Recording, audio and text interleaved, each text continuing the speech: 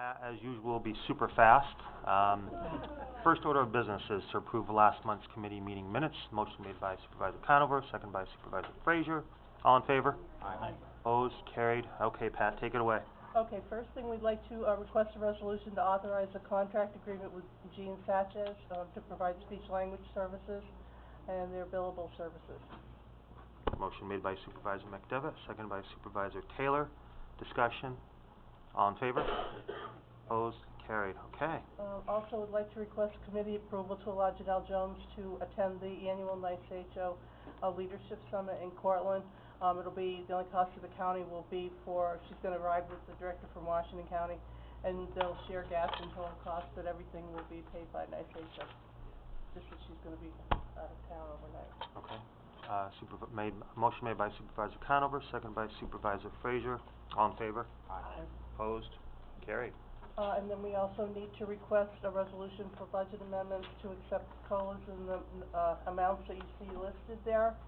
And we don't need a resolution, as you know from previous discussions, to accept the funds, because the original resolution allows for that, but we don't know how much the COLAs are going to be. So that's why we have that down. Okay. Motion made by Supervisor McDevitt, second by Supervisor Frazier. Discussion. All in favor? Aye. Opposed? Carried. Okay. We also need some budget transfers, which Tom will discuss. You'll see in the back of your packet, we'll outline what the transfers are for. The last page are our budget transfers. I have 5 of them.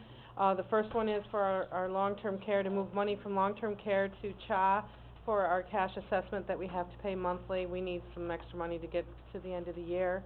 Our second one is for WIC furniture. The new grant starts October 1st, and to move money now so we can get ready to purchase till the end of the year. Again, $3,000 there.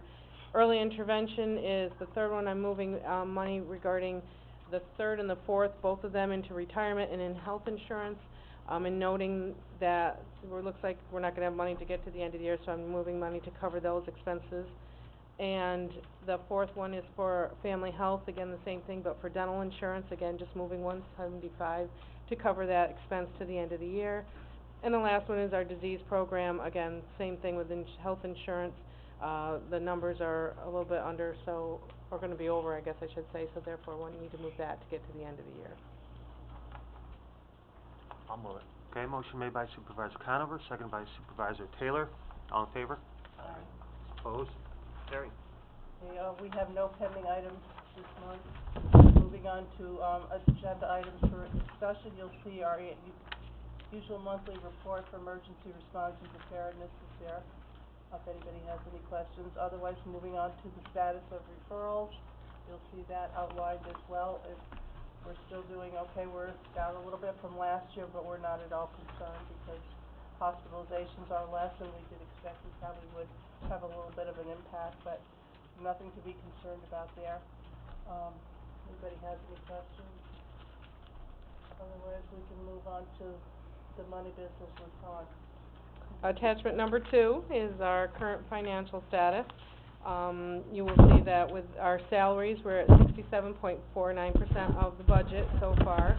This is including the first payroll in September. And compared to last year, which was at 68.99%, we are $20,000 under last year at this time. Just to note that we are coming into flu season, so we'll start to see numbers creep up a little bit, but right now we're looking very good. Regarding the rest of the budget, if you look on attachment number 3, again, this is a good comparison with last year, even though I know I get the question that seems like we're way under compared to where we should be with budget. You will see we're about where we were last year, so we're looking very well too there. Again, the reason for the salaries down are we have a couple positions now in the CHA for nursing. We're using per diem to cover those positions, which help in both benefits and of course the overtime, so those are down too.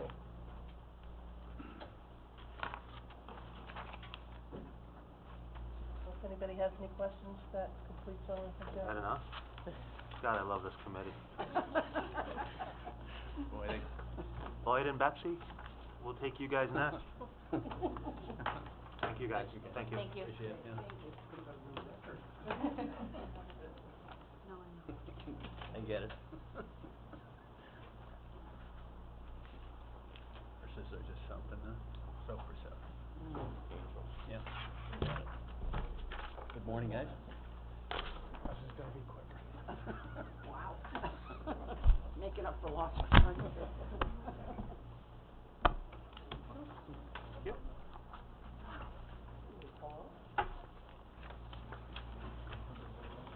There's a couple, Mrs. Moore. Just the whole thing, yeah, okay, good. Yeah.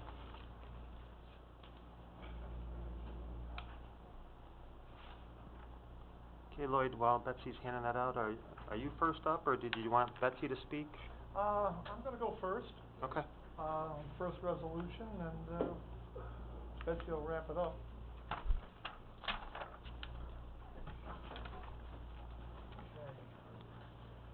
Our, ready to start, Jim? Take it away.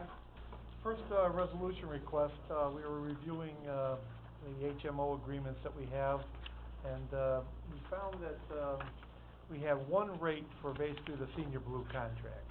So when we admitted someone who was under their insurance, there was basically one level of care. Most places have two, so Betsy and I were corresponding with, Blue Shield, and, our proposal is to get a second level, which would basically be more therapy time is what it boils down to. We are providing the service anyway, like we're just kinda not getting paid for it. So basically, we're adding another level to the contract. The contract daily rate was $295. Effective the 15th of October, and that's kinda why this is I wanted to get it pushed through because it does have financial ramifications. We'll have a $310 Tier 1 rate, and the Tier 2 rate, which is basically the therapy cost, which we're not getting paid for now, would be $363 a day, okay? It's basically $68 more a day for some people that we're already providing the therapy to, we're just not getting paid for it. So, I'm not sure why when the original contract was done, we didn't have two tiers in there, but, this is pretty much what we should have had all along, so this will help us out. I did a quick study on days. We've had, 700 some days of Senior Blue coverage. You know, it's an elective, people can pick it if they want. And it probably amounted to, 20 grand or so on the table that we could have collected, but we didn't have this other tier for whatever reason. So if we get this in place by the 15th, we'll move forward with it, and, basically just collect more money for the service you're providing anyway. County attorney has reviewed the agreement, if he has any comments? Well, we prepared the we prepared the resolution, so that's before you, of what Betsy and Lloyd have, and they've had an opportunity to review it. Essentially, what this would do, though, as I understand it, we're gonna enter into this contract before your next Board of Supervisors meeting, so essentially, this is gonna be ratifying the chairman's signature on a new agreement. The current agreement, has a, automatic renewal term from year to year. This proposed agreement, would go through October 14 of, 2017, so it's, essentially a 3-year deal at these rates, subject to whatever changes would happen during that time period, of course. Any questions? Just as far as the percentage of people that have therapy, is there typically, as far as your profile of patients? As far as being on Senior Blue, most of these people coming in will have therapy. They will have it. And the levels are basically such that if you're on level 1, it's 1 to 2 hours of therapy a day, 5 days a week. Level 2 is up to 2 to 3 hours a day. So if we have somebody who's, recent stroke, this and that, really can benefit from intensive therapy, we're providing it, we're not getting paid for it. So we've been doing what we should do. We just want to get this extra revenue in, for this reason. And I guess not an oversight, but something we noticed and we thought we could get it, Sure. taken care of as quickly as possible. Just in general terms, half the folk, 10%, 20% Of what, the Senior Blue people? Of the people you currently have as patients, what percentage of those folks typically have therapy? If they're short-term, pretty much almost 100% of them are on therapy program. If you're a long-term person, you may get picked up if you have a reduction in your ADLs or you're slipping a little, we may give you some Part B services, get you back up. but all the short-term people pretty much have therapy services. Thank you. Supervisor Conover. Okay, motion made by Supervisor Conover, second by Supervisor Taylor. All in favor? Aye. Opposed? Carried. Okay, item number 2. Betsy, you want to propose? Resolution request to charge off uncollected private pay co-insurance funds, and that is page 1. Both of these residents have been discharged, on or about 2012. The first amount is $939.82. This particular resident, this is co-insurance, required by their health insurance to pay. And their health insurance paid most of the amount except for this amount. And, we've tried to no avail to collect this, and we just haven't succeeded. The second resident is the same situation. This is co-insurance dictated by the health insurance that they have. Both of these residents have been discharged, and second amount is $1,589.50. It looks like it was recommended by the county attorney who just left. I did review it with Mark. It's been, Yeah. been Okay, recommended. motion made by Supervisor Conover, second by Supervisor Taylor. Any discussion? All in favor? Aye. Opposed? Carried. Okay. Number 3. The third resolution request is a transfer of funds, two transfers this month. Part-time RN is running low, and we have additional funds in the LPN part-time. So I just transfer money, to cover that, and the social worker, we have a part-time social worker that worked additional hours at some point, and so her overtime is short, $62. Okay, motion made by Supervisor Conover, seconded by Supervisor Taylor again. All in favor? Aye. Opposed? Carried. The staffing, obviously, we're always looking for qualified help over there. 3 to 11 still is our nemesis as far as attracting staff. We have quite a few of the part-time positions still open.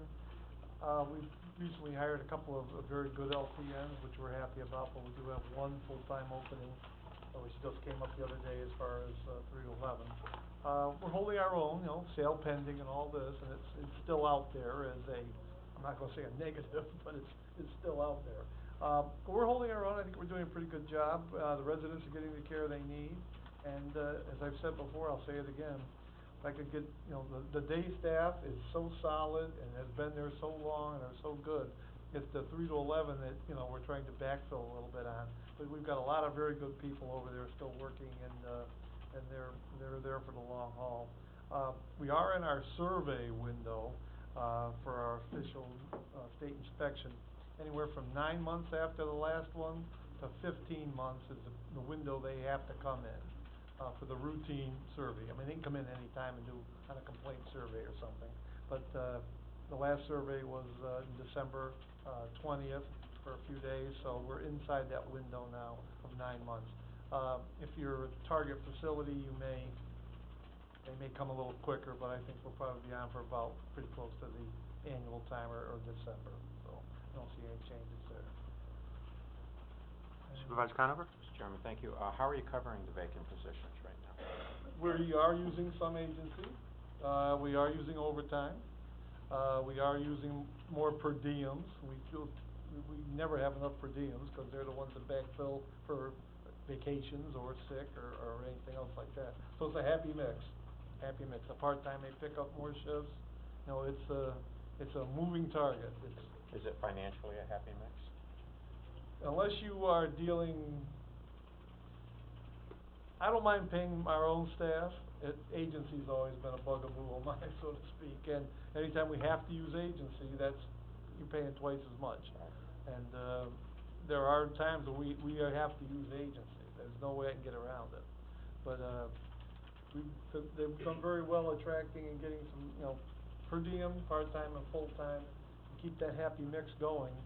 They always get first refusal if they want the time, and then, and only then, do we go to agency. Okay, overtime? Page 3, the overtime report.